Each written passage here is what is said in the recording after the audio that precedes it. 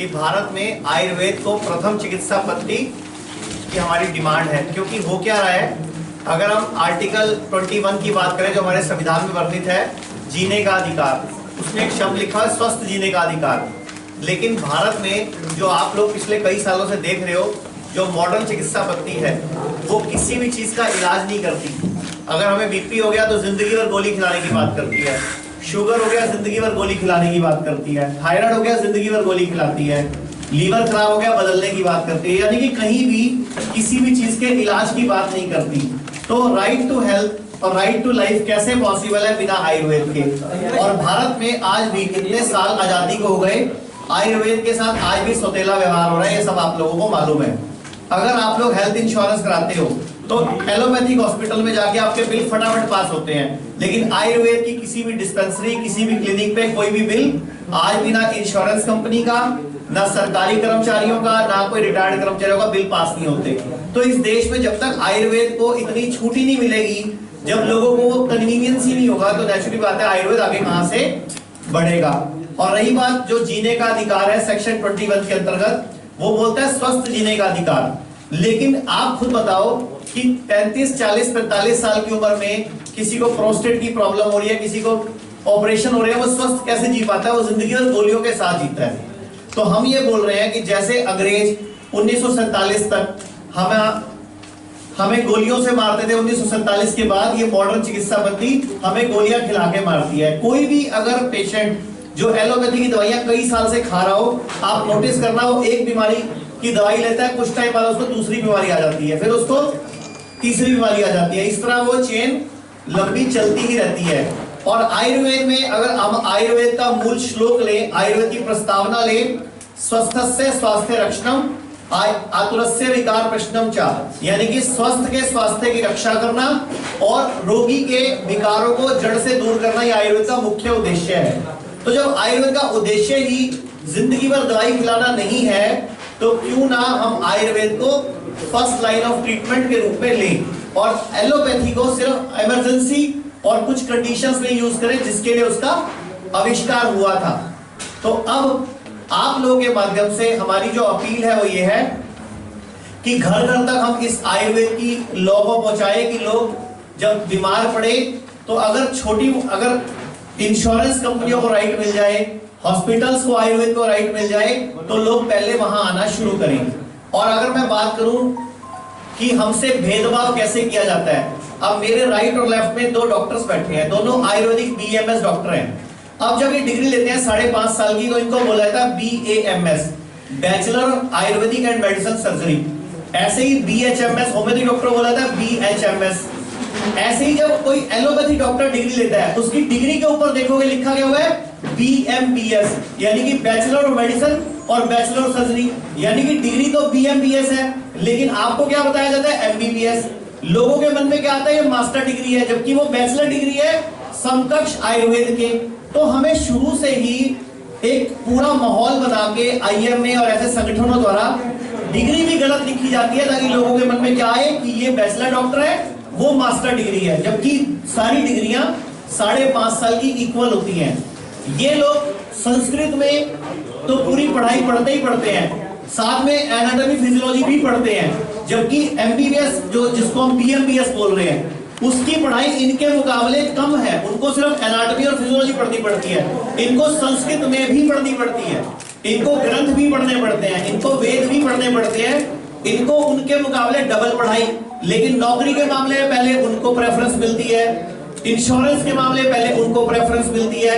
कहीं भी अगर आपको लाइसेंस बनवाना हो, मेडिकल बनवाना हो, तो MBBS डॉक्टर का ही साइन चलता है। और अगर पूछो MBBS क्यों लिखते हो, ये लैटिन नेम है, तो लैटिन नेम क्यों लिख रहे हो, जो डिग्री के ऊपर BMBS लिखा हुआ है। तो ऐसी बहुत सारी डिमांड्स हैं जो हम पत्रकारों आपके माध्यम से, मीडिया के माध्यम से सरकार से उठाना चाहते हैं। जैसे अभी कोरोना नाम का महामारी पूरे देश में चल रही है, आयुर्वेद में हजारों साल पहले लिखा हुआ है कि जब जब मौसम बदलेगा, जैसे अभी आपने नोटिस किया होगा पिछले 3-4 दिनों से रोजाना खबरें बढ़ गई, नया स्ट्रेन आ गया, ये आ गया। अगर आपका नाम रोहित है और आपका बेटा है, तो उसको आपका नया स्ट्रेन है, यानी कि कोरोना का स्ट्रेन तो हर पेशेंट के बाद अगले पेशेंट में चेंज हो जाता है। यानी कि जैसे किसी एक को कोरोना हुआ या कोई इन्फेक्शन हुआ, जब वो दूसरे में जाएगा तो नया स्ट्रेन है। लेकिन कितना ज्यादा आपको घुमाया जाता है, हमें घुमाया जाता है। अभी दोबारा से आपने देखा केसेस बढ़ने शुरू हो गए। केसेस बढ़ रहे हैं, पेशेंट नहीं बढ़ रहे। केसेस बढ़ रहे हैं मींस पॉजिटिव आ रहे हैं, बीमार नहीं पड़ रहे वो, लेकिन हवा कितना फैलाया जा रहा है। होता क्या है, आयुर्वेद में हजारों साल पहले लिखा हुआ है हमारे ग्रंथों में चरक ऋषि के द्वारा कि जब जब मौसम बदलेगा उस टाइम पे हमारे देश में व्रत का नियम बनाया गया था। नवरात्रे आते थे कि मौसम बदल लो, अगले मौसम में मौसम बदलने में आप बीमार ना पड़ो, व्रत रख लो। लेकिन हमारे घरों में व्रत को और खाने पीने के सिस्टम को बुरी तरह बिगड़ गया, क्योंकि एलोपैथी डॉक्टर के पास जाते हैं वो बोलता है कुछ भी खाओ, जबकि आयुर्वेद कहता है मौसम के हिसाब से खाओ तो आप बीमार नहीं पड़ोगे। ऐसे ही हमारी गीता में भी यही लिखा हुआ है। तो होता क्या है, जब मौसम बदलता है तो ऑटोमेटिकली जो उस सीजन के वायरस होते हैं, उस सीजन के बैक्टीरिया होते हैं, उनकी पावर बड़ी होती है, तो वो हमें इन्फेक्शन करते हैं। आप खुद देखो, दुनिया में जितने भी जानवर हैं, जब वो बीमार पड़ते हैं क्या करते हैं, डॉक्टर के पास जाते हैं क्या? वो 2 से 3 दिन के लिए खाना छोड़ देते हैं, अपने आप ठीक हो जाते हैं।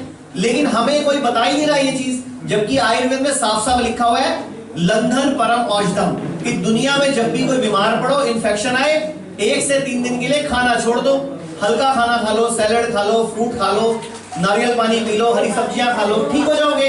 लेकिन हमें तो बुखार में भी पीली दाल, खिचड़ी, दलिया, दूध, पता नहीं क्या क्या खिला देते हैं। और आप लोग भी ऐसे ही हो, बुखार में भी रस चाहिए आपको दूध में डुबो के खाने के लिए। तो हमारे देश में एजुकेशन गलत है, सिस्टम गलत है, जिसकी वजह से बीमारियां बढ़ रही हैं। लेकिन अगर ये आप लोगों के सहयोग से आयुर्वेद को हमारी फर्स्ट चिकित्सा पद्धति घोषित किया जाता है और राइट टू हेल्थ हमारा अधिकार बन जाता है, तो आयुर्वेद इस देश में इतना सक्षम है, वो लोगों को ठीक भी कर सकता है, स्वस्थ रहने की शिक्षा भी दे सकता है, और भविष्य में कोई बड़ी बीमारी ना आए उसकी ट्रेनिंग भी दे सकता है।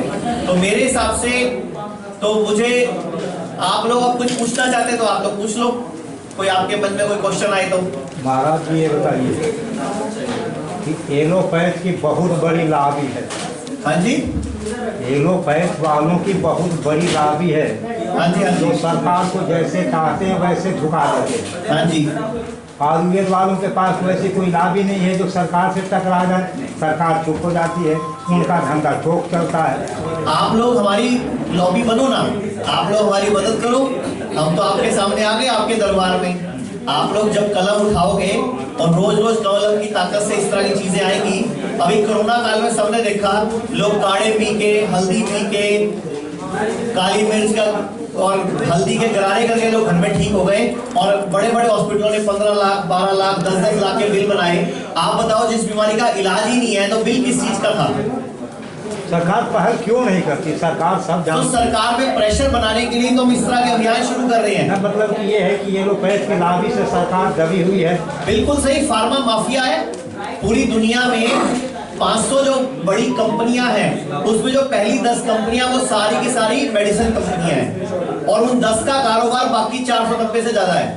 उसमें फाइजर, एलर्जन, इस तरह की कंपनियां हैं जो 22-22 हजार करोड़ की, 22-22 लाख करोड़ की, 30-30 लाख करोड़ की कंपनियां हैं। तो वो क्या करती हैं? अब आप बताओ, जिस वैक्सीन के नाम पे हमें वैक्सीन लगवाई जा रही है, वैक्सीन के अंदर होता क्या है? वैक्सीन के अंदर वही वायरस ही तो होता है। आपकी बॉडी में वैसे वायरस आना था, उन्होंने ऐसे डाल दिया।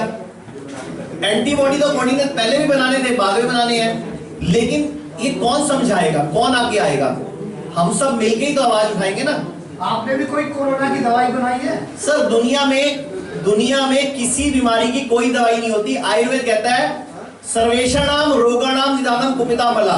दुनिया के जितने भी रोग हैं, शरीर की सफाई कर दो, शरीर में उसकी बॉडी की एंटीबॉडी खुद बन जाती है। अच्छा, एंटीबॉडी तो बन जाती है। आपका क्या उद्देश्य था फिर यहाँ करने का? जब आपको तो कह कोई दवाई नहीं बनाई तो आप किस लिए बैठे हैं? हम तो एक कैंपेन लॉन्च कर रहे हैं कि आयुर्वेद को पहली चिकित्सा पद्धति हो, और भारत में इंश्योरेंस कंपनियों में उसको प्रेफरेंस दी जाए, और जो भी सरकारी कर्मचारी हैं उनके बिल पास हो, आयुर्वेद के डॉक्टरों को भी वही वैल्यू मिले जो कि दूसरे डॉक्टरों को मिलती है। अच्छा मनीष जी, मेरा एक सवाल है। हाँ जी। अभी केंद्र सरकार ने आयुर्वेदिक चिकित्सकों को जो है सर्जरी की अनुमति दी। हाँ जी, हाँ जी। इसका पुरजोर विरोध IMA ने पुरजोर विरोध किया है कि ये गलत है। आपका इस बारे में कहना क्या? उनका कहना यह है कि महज 3 साल की डिग्री है शायद आप 5.5 साल 5.5 साल की डिग्री के बाद सर्जरी का अधिकार है ना मरीज के जीवन के साथ खिलवाड़ करने जैसा है। नहीं सर, मैं आपको एक चीज क्लियर कर देता हूँ। अगर आप डिग्री की फुल फॉर्म पहले पढ़ोगे तो डिग्री की फुल फॉर्म क्या है? Bachelor of Ayurvedic and medicine surgery. ऐसे ही उनकी भी है, bachelor of medicine and bachelor of surgery, यानी कि डिग्री सबकी बराबर है, चाहे BAMS है, BMBS है या BHMS है, डिग्री सबकी बराबर होती है। लेकिन जो सर्जरी का अधिकार है वो MS को है, जो कि इसके बाद भी एक डिग्री और करता है, जो इसको सर्जरी में MS बोलते हैं, और दूसरे लोग MD डिग्री करते हैं जो लोग। अब ये सरकार का एक इतना बढ़िया कदम है, इसका फायदा सुनो क्या होगा। जितने भी गांव देहात हैं, मेरा सवाल ये है, वो हाँ। तो फायदा तो है उस चीज में। मेरा सवाल ये है कि एलोपैथिक डॉक्टर क्यों विरोध कर रहे हैं? एलोपैथी डॉक्टरों को लगता है कि अगर हमारे हाथ से सर्जरी जाएगी तो हमारे जो पेशेंट है कम हो जाएंगे, क्योंकि गांव वाले लोग शहर नहीं आएंगे, क्योंकि गांव में MBBS डॉक्टर काम नहीं करते, वहाँ BMS डॉक्टर काम करते हैं। तो सर्जरी अगर वहीं हो जाएगी, छोटी मोटी सर्जरियां, तो लोग बड़े हॉस्पिटलों में, बड़े शहरों में नहीं आएंगे। बड़ी सर्जरी कर पाएंगे क्या आयुर्वेदिक वाले?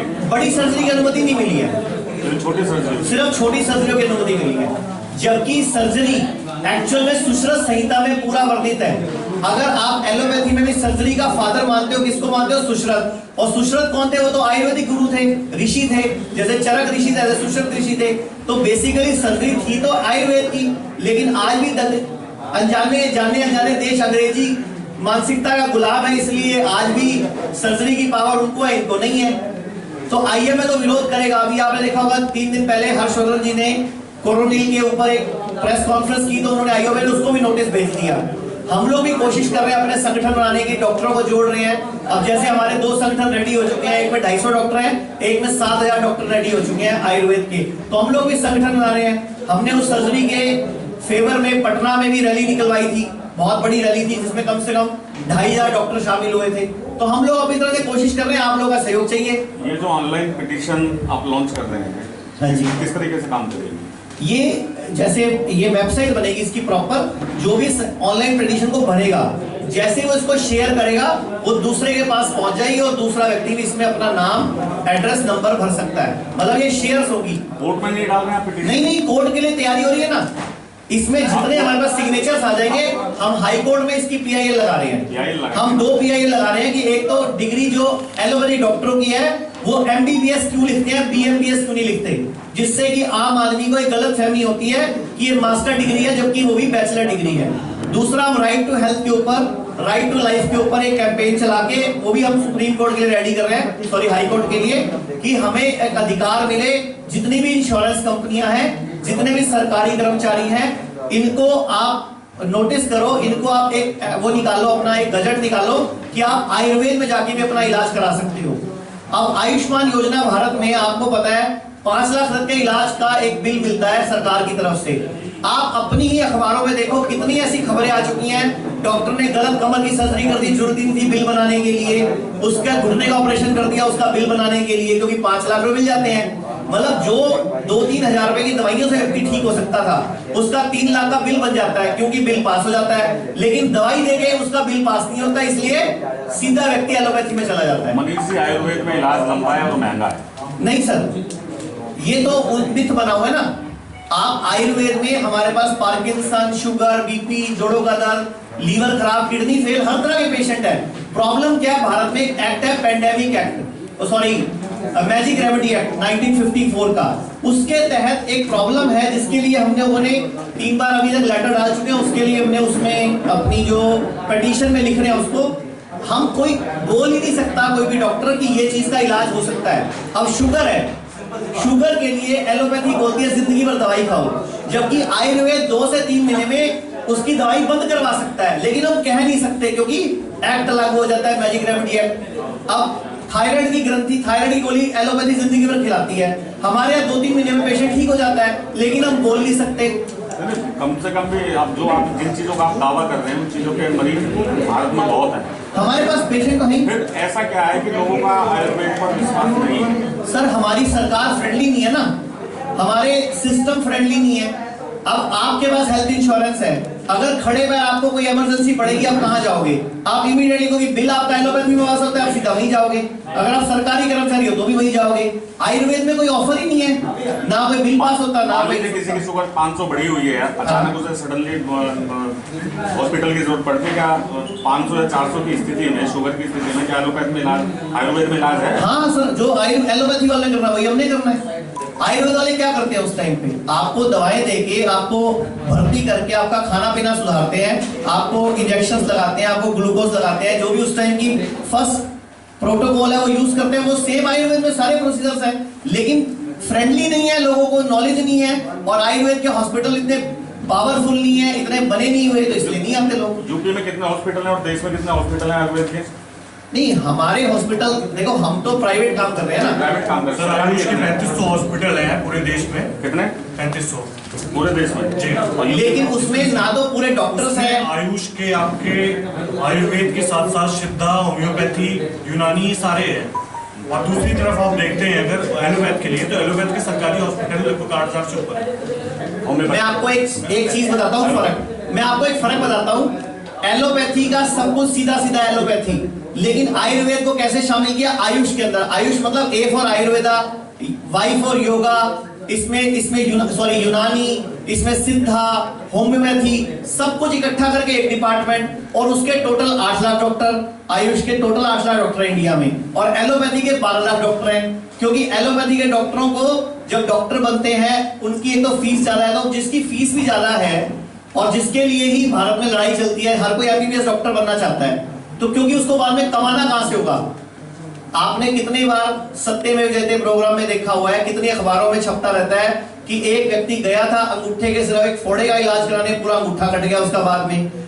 आयुर्वेद की परिभाषा ही कहती है स्वस्थ के स्वास्थ्य की रक्षा करना।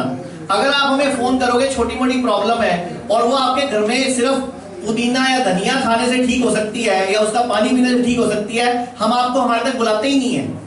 तो इतना अच्छा आयुर्वेद है, हमारी किचन पूरी आयुर्वेद है, मसाले सब आयुर्वेद है, लेकिन हमें यूज करने का तरीका और जो विश्वास मिलना चाहिए वो आप लोगों की मदद से मिलेगा। हम लोग अपनी लड़ाई लड़ रहे हैं, टीवी में हम रोज शोज करते हैं। हमारे आज पूरे भारत में 160 क्लिनिक्स हैं, 2 हमारे आयुर्वेदिक हॉस्पिटल बन चुके हैं, तो सब पेशेंट्स आने लगे हैं, अवेयरनेस बढ़ रही है। लेकिन वो ऊंट के मुंह में जीरा वाली बात है, मतलब अगर 100 पेशेंट को पता चलता है तो 90 एलोपैथी में जाते हैं, क्योंकि फैसिलिटी वहां है, वहां फटाफट उनको भर्ती करें, बस बोलो आप कार्ड दे दो, अब आपको कोई पैसा नहीं लगना। अच्छा, लोग भी लेट जाते हैं, कार्ड दो भाई, जबकि उनको नहीं पता कि बिना उस अंक को काटे भी हमारा इलाज किया जा सकता था। अच्छा, योग गुरु बाबा रामदेव के जो सहयोगी थे, बालकृष्ण थे, अभी उनको कुछ प्रॉब्लम हुई तो अपने अस्पताल में क्यों नहीं भर्ती हुए? वो क्यों उसमें गए? सर देखो, पता क्या है, ऐसा क्या कारण था?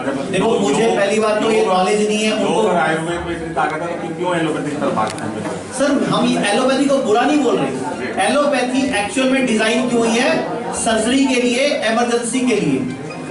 आप दुनिया में इतने जानवर है, बताओ कौन सा जानवर ऑपरेशन से बच्चे पैदा करता है? हमारे एक मार्केटिंग पूरी टीम बैठी हुई है, दिन भर मीडिया बोलता है, तो एक माहौल बना दिया गया ना कि ये गोली, ये गोली, ये गोली, विक्स की गोली लो, खिचखिच दूर करो, सिरदर्द है एनासिन लो। तो ये हमारे दिमाग में कितने सालों से धीरे धीरे टैपिंग कर करके बिठा दिया गया ना, तो हमें लगता है कि ये गोली खा के काम करेंगे, ये पता नहीं चूरन चटनियां खिलाएंगे। लेकिन आयुर्वेद में अब चूरन चटनियों की जगह सब गोली कैप्सूल सब आयुर्वेद में भी अवेलेबल है, और हमारे पास कैसी भी गंभीर बीमारी हो, कैंसर तक के पेशेंट का ट्रीटमेंट चलता है। बट प्रॉब्लम कहाँ आती है कि जब कैंसर के पेशेंट का बिल आयुर्वेद में बनता है, वो कहीं बिल पास नहीं होता, और यही वो एलोपैथी में क्यों करा ले, सारे बिल पास होते हैं, तो वो प्रेफर क्या करता है? एलोपैथी। जबकि सरकार की योजनाओं में आयुर्वेद के बिल पास होने के नियम आ चुके हुए हैं, लेकिन वो इतनी स्लो कछुआ गति से चल रहे हैं कि अभी तक उस पर कागजी काम ही शुरू नहीं हुआ।